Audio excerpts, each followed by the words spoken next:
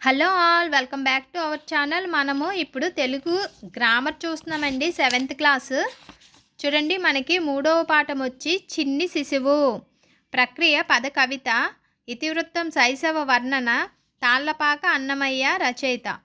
First 2 లెసన్లకి grammar చూసామండి. ఇప్పుడు 3వ పాఠం అన్నమాట. చూద్దాం. చిన్ని శిశువు మనకి 7th క్లాస్లో 3వ పాఠం చిన్ని శిశువు. గ్రామర్ చూద్దామండి. భాషాంశాలు. కింది గీత గీసిన పదాలకు అర్థాలు రాయండి. వాటితో సొంత వాక్యాలు రాయండి. ఈరోజు పైడి ధర పెరిగింది. పైడి అంటే బంగారం. స్త్రీలకు బంగారు ఆభరణాలు శోభనిస్తాయి.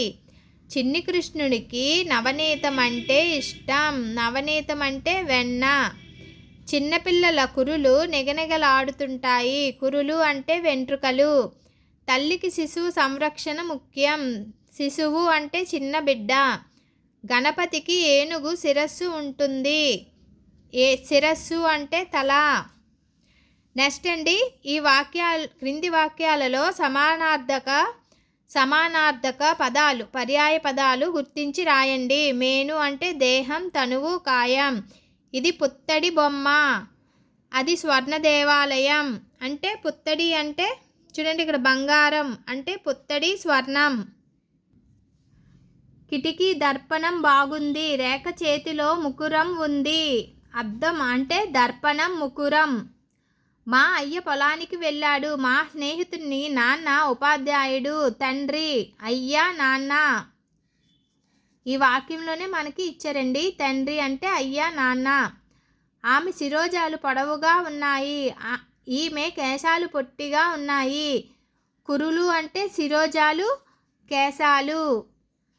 నెక్స్ట్ అండి, క్రింది వానిలో ప్రకృతి వికృతులను జతపరచండి. ఫలం అంటే చూడండి, మనకి 3వది చింతపండు. చింతపండునే తింత్రిని అని కూడా అంటారు. తింత్రిని అంటే చింతపండు. పయస్సు నీరు, పాలు. బృంగారం బంగారం. కృష్ణుడు, కన్నడు.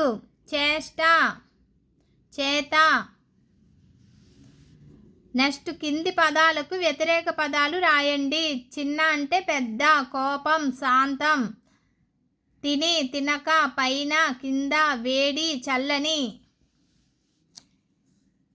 కింది పదపట్టికను చదవండి. పట్టిక ఆధారంగా కొన్ని పదాలు రాయండి అని ఇచ్చారండి. ఇందులో పిల్లలకి యాక్టివిటీ అన్నమాట. చూడండి, ఇందులో శిశువు, వెన్న, మువ్వలు అలా ఉన్నాయండి. మువ్వలు, అన్నమయ్య, పాలు. అది పిల్లలకి యాక్టివిటీ అన్నమాట. చూడండి, కింది వాక్యాలను చదవండి. గీత గీసిన పదాలను పరిశీలించండి. నిత్యం అన్నమాట. టంగుటూరి ప్రకాశం పంతులు తెలుగువారికి సింహస్వప్నం. చుక్కలు మిలమిలా మెరుస్తాయి ఎందుకని? కొత్తగా వచ్చిన వ్యక్తి మీరెవరు అని నాన్న అడిగారు. మా రాజు మనసైన రాజు. ప్రజలు అల్లూరి సీతారామరాజు ఎక్కడని అడిగారు. రాజు ఎక్కడని? మనసైన. మీరెవరు? ఎందుకని? ప్రకాశం పంతులు. ఇవి చూడండి, ఈ పదాలకు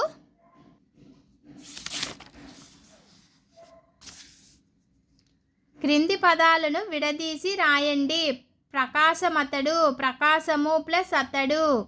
ఊకి ఆ అచ్చొచ్చింది. ఎందుకని? ఎందుకు ప్లస్ అని. ఊకి ఆ వచ్చింది.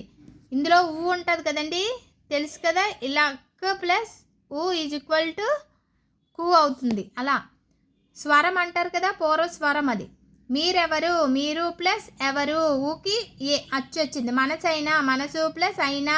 రాజెక్కడ? రాజు ప్లస్ ఎక్కడ.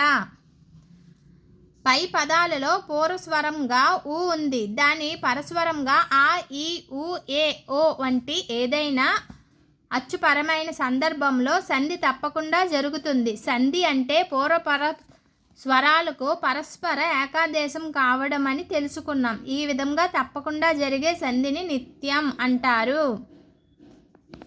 నెక్స్ట్ అండి, ఊకి ఆ అచ్చుకి ఖచ్చితంగా సంధి జరుగుతుంది అని చెప్తున్నారు.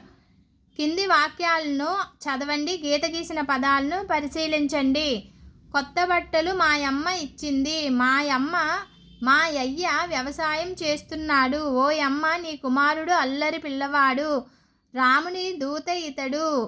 మా ఇల్లు గాంధీనగర్లో ఉంది. ఈ పదాలు ఉన్నాయి కదండి, ఇవి జరగవన్నమాట.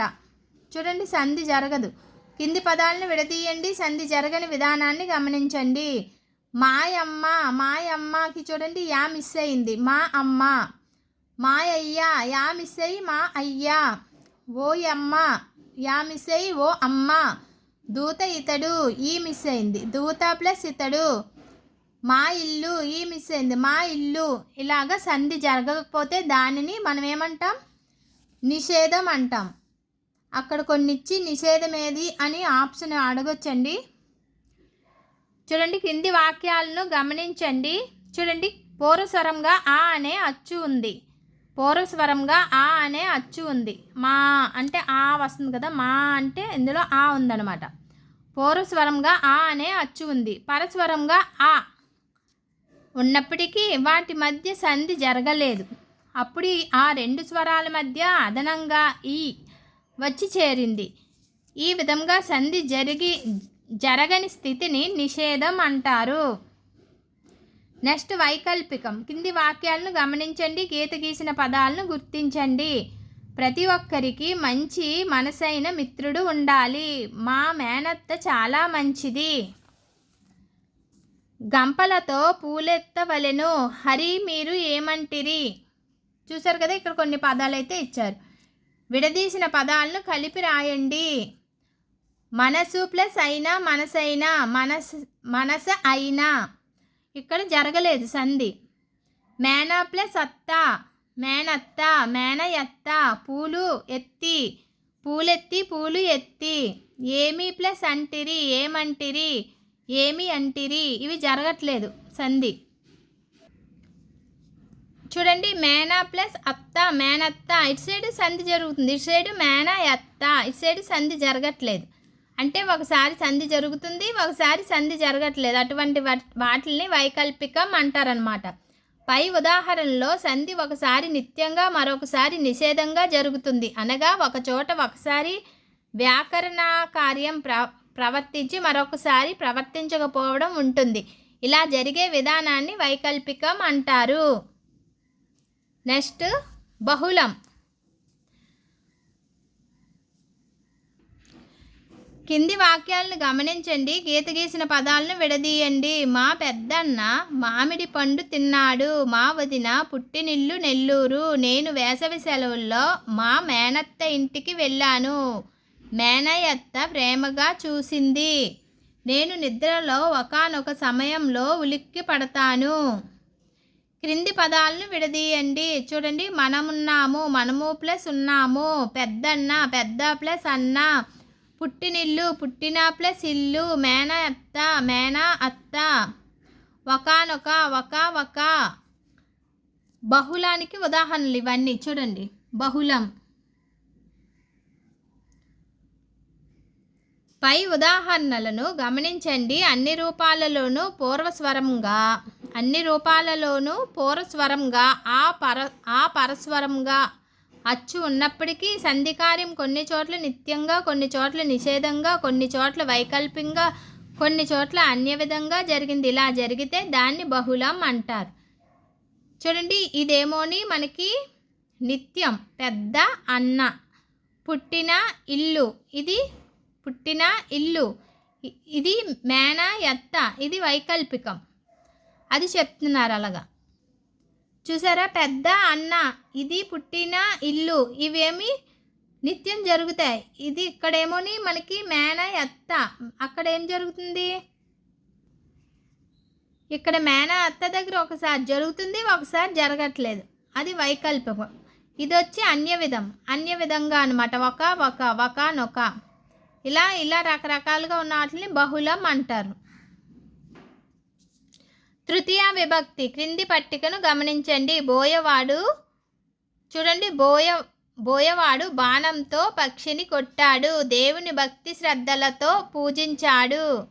వాల్మీకి 24,000 శ్లోకాలతో రామాయణం రచించాడు. కుశలవులు సప్తస్వరాలతో పాట పాడారు. ఉంది కదండి. ఈ తో అనే పదాన్ని తీసేస్తే మీనింగ్ ఉండదు. బోయేవాడు బాణం పక్షిని కొట్టాడు, దేవుని భక్తి శ్రద్ధలు పూజించాడు, వాల్మీకి 24,000 శ్లోకాల రామాయణం రచించాడు. అలా చదివితే మనకి అర్థం కాదు. తో ఉంటేనే మనకి అది అర్థవంతంగా వాక్యం ఉంది. అలా ఉన్న సహకరించే వాటిని విభక్తి ప్రత్యయాలు అంటారు. ఈ తో అనేది తృతీయ విభక్తిలో ఉంటుందన్నమాట. చేతన్ చేన్ తోడన్ తోన్ మనకి అది చెప్తున్నారండి. పై వాక్యాల్లో తో అనే ప్రత్యయం వాక్యాలను అర్థవంతంగా మార్చింది. వాక్యంలోని పదాల ముందు చేరే చేతన్ చేన్ తోడన్ తోన్ అనే ప్రత్యయాలను తృతీయ విభక్తి అంటారు. సాధారణంగా కారణాన్ని, ఉపయోగాన్ని, సాధనాన్ని గురించి చెప్పే సందర్భంలో తృతీయ విభక్తిని ఉపయోగిస్తారు.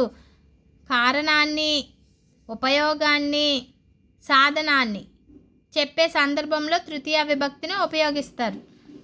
నెక్స్ట్ చూడండి, కింది సమాస పదాలను విగ్రహ వాక్యాలుగా రాయండి. యశోద మేను, యశోద యొక్క, మేను యొక్క. షష్ఠి తత్పురుష సమాసం. చిన్ని శిశువు, చిన్ని వాడైన శిశువు, వాడైన. వేషభూషణములు, వేషమును భూషణమును. ఇది ద్వంద్వ సమాసం.